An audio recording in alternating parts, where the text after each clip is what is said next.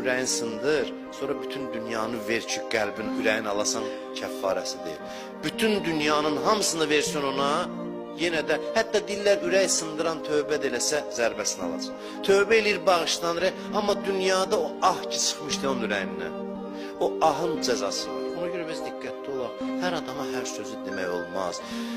Acı danışmaq, ürək sındırmaq, bunlar olmaz, yol verilməz hal. Ürək barədə sizdən bir kiçik qardaşınız kimi deyirəm, hiss edirəm cəmiyyətdə buna riayət olunmur. Ürək sındırmaq barədə diqqətli olun. Sən ancaq kiminlənsə vəzifən sərt danışmaq olar, sərt danışarsan.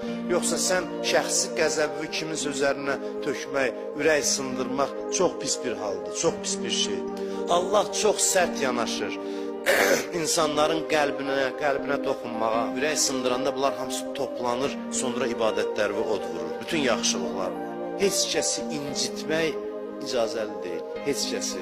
Ancaq bir halda olar ki, sənə vacib olsun. Bu nə deməkdir? Yəni bir adam qılınc çəkib, silah çəkib, haqla vuruşmursa, haqqa düşmənçilik eləmirsə, vuruşmursa, sən heç kəsin ürəyini sındıra bilməzsən. Heç kimin ürəyini sındırmazsan. Ürək sındırmaq hünər deyil. Acı söz demək, tikanlı danışmaq, qəlb sındırmaq hünər deyil. Allahın qəzəbini alovlandırır. Bu sosial şəbəkələrdə Allah şahiddir, mənim ürəyim yanır. Bu qədər qeybət, böhtan, təhqir, məsxərə, ələ salma görsən, iman əhlidir bir-birindən nə sözlər, nə təhqirlər, bunlar hamısı Allah göstərməsin qorxuludur ki, adamın aqibəti müsəlman olmaz. Adam bundan çəkinir, bu qəlb sındırmaqla, böhtan atmaqla, oldu olmadı sözü danışmaq, deyirlər filan kəs filandır, deyirlər, bu deyirlərlər müsəlmanların evliliyi. Deyirlər, haqla batilin arası dörd barmaqdır, dörd barmaq var burada, bura qoyanda nə olur? Qulaqla göz arası.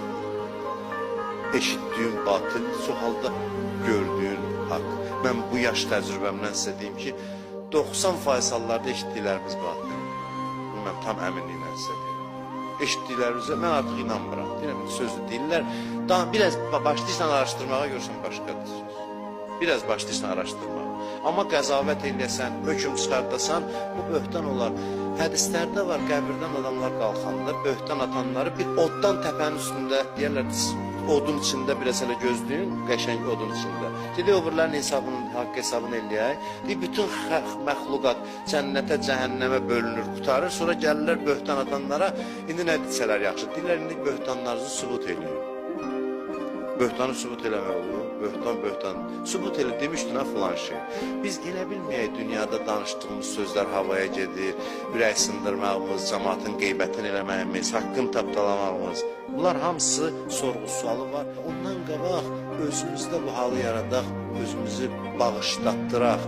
Əvvəlcədən kiminsə haqqı boynumuzda gəlməyək. Mən bunu hamımıza ürəyimizin yandığından deyirəm. Zəng eləyək, halallıq alaq, ümumi halallıq istəyək, bir-birimizə halallıq verək, valideynlərimizdən, dünyadan köçən valideynlərimizi bugün Fatihə ilə yad eləyək, orada da olsalar bizdən razı olmalıdırlar.